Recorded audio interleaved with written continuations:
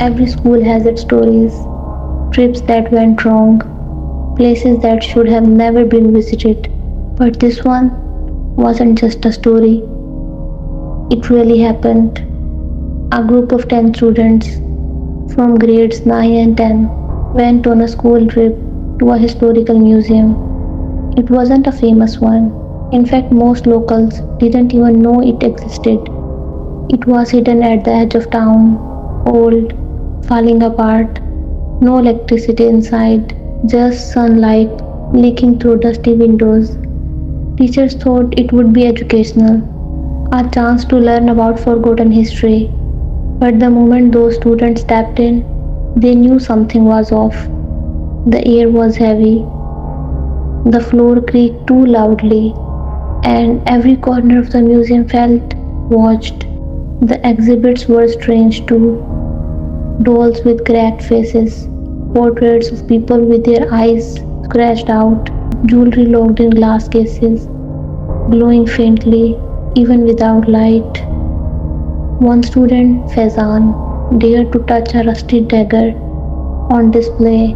His friends warned him, but he laughed it off, said he didn't believe in superstitions. That night, Faizan died, found in his bed, eyes wide open, body twisted, in a way no one could explain.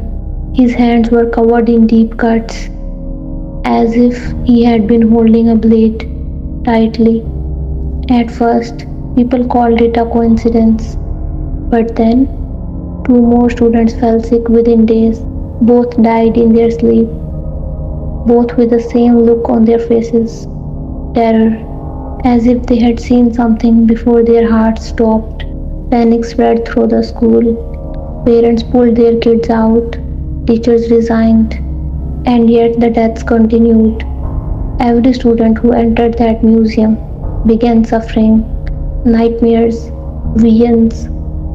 Some claimed they heard whispers, voices calling them back to the museum.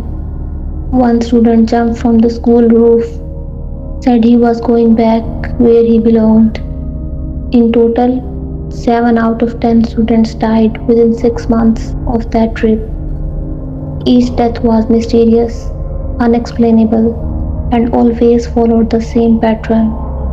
First, the nightmares, then, they would speak in languages no one understood. Finally, they would either die suddenly or go missing forever.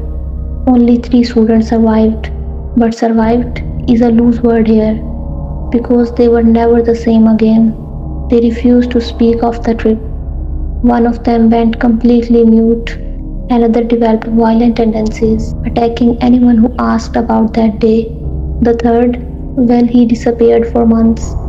When found, he was living near a graveyard, mumbling something over and over. We woke them up. We woke them up. The museum was shut down, sealed. All records about it were erased from public archives. But some locals say the building is still there. If you go near it at night, you can see faces in the windows and hear footsteps echoing through the empty halls. And as for those 3 surviving students, they still suffer random nosebleeds, seeing things that are not there, objects in their houses moving on their own. One of them said something chilling in an interview once. It's not about surviving the trip. It's about surviving what followed us back. He paused and then whispered, and I don't think we are going to make it much longer.